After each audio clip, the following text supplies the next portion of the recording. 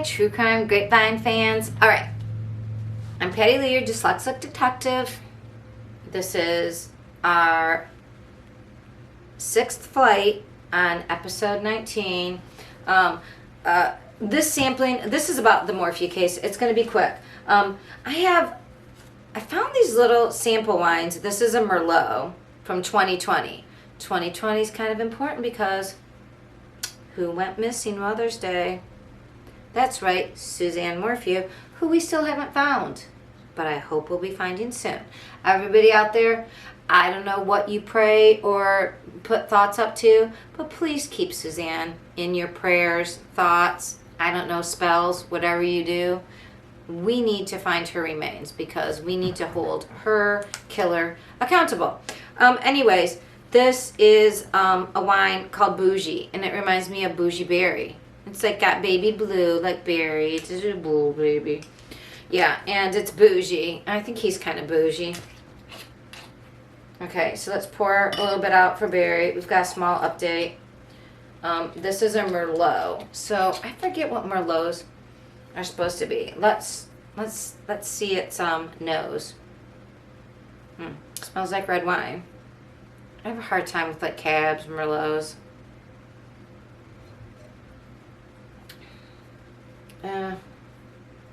It tastes like, I think, Barry's personality is. Kind of, I don't know, nondescript, but also strong and nasty. I don't know. Just my opinion, Bear. Just my opinion.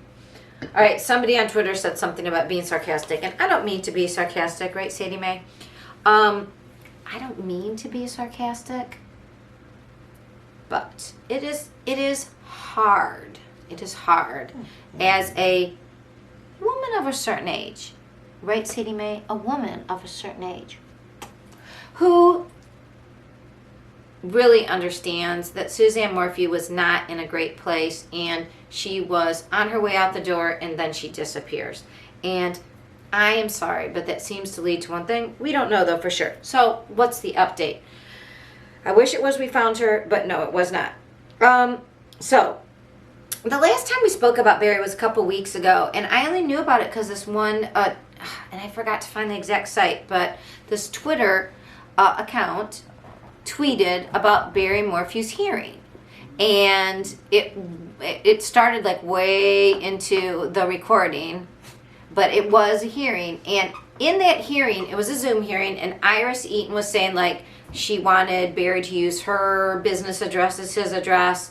And for the preliminary hearing about the fraud, about this voter fraud stuff and influencing an official, she wanted to have a, like, before he was arraigned for that charge, she wanted it, number one, sealed. Number two, she wanted to have like a preliminary hearing about that arraignment.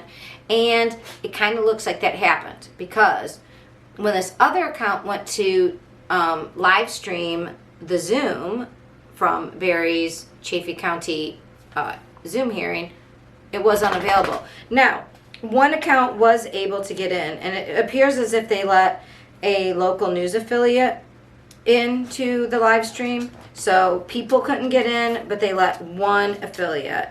And did I not write it down?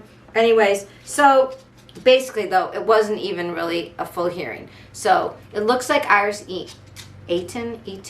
I don't know how to say her name right. I'm sorry, Iris. She's of Iranian descent, and I don't think I'm saying her name right. It's like Eyton. Anyways, Iris seems to have argued effectively for her client that not anybody but like one news station could live stream it, and also that they did not want to have the arraignment because she says they're close to a deal. And I guess the prosecution agreed that they are going to use the next 3 weeks. And this happened in the Kayla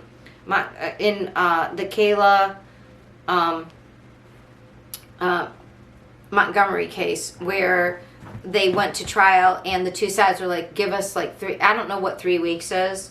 90 days. There seems to be like this schedule of legal things, and 90 days, 60 days, and 90 days are like these legal things that tend to come up a lot. So I guess I've never been to law school, but that must mean something because it's so common. So they said within 3 weeks, we think we could make a deal, which I wonder if it's like Barry will drop all the suits against Chaffee County, and then they'll let him slide a little bit on voting in somebody else's name, which I think is, it was a federal, I don't understand how you could get off easily on this. You can't, I don't know, somebody misvoted or voted twice. They did something voting in Texas, and I don't know, the lady was like in jail for 5 years. I don't know how Barry's just gonna be like, oops, sorry. But I wonder if he promises to drop all the stuff against Chaffee County and Linda Stanley for what they said about Suzanne originally, if then they'll let him slide a little bit on the, oops, sorry, I voted in her name, I didn't really know I couldn't. Right, Barry. Right, Bougie, Barry. Bear. No one believes you. No regular person, sorry. Let me rephrase that.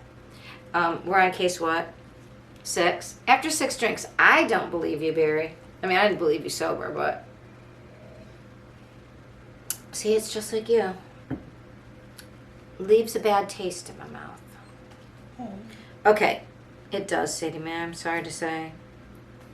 So, this is about the fraud related to voting in Suzanne's name and the 2 felonies charges for forgery and for attempting to influence public servant, and facing a 3rd misdemeanor charge for the election charge. So apparently Judge Murphy agrees that they're close to reaching this plea deal with the prosecution, and the 2 sides think they can reach it in the next 3 weeks. So July 21st, we should hear about what happens to this. Again, this is small potatoes with what really happens, and if you follow the interwebs, there are people who like have pictures of certain boulders, and they think that's where Susan is. I don't know Suzanne is. If I was in the area, maybe I'd try to go dig it up. If I really thought the police weren't doing their due diligence, but I don't know who these accounts are. That's the thing about the interwebs, right? So all I can tell you is that Barry voted in her name, and they're going to talk about it on July 21st and see what kind of deal they can make. And that's all we know about that. And in the meantime, let's all hope, pray, think real hard, send good vibes. I don't know, do whatever, spell, incantation, or just put out thoughts that Suzanne is found. We need Suzanne to be found. All right. That's that for Barry Morphew. Bye, Bear.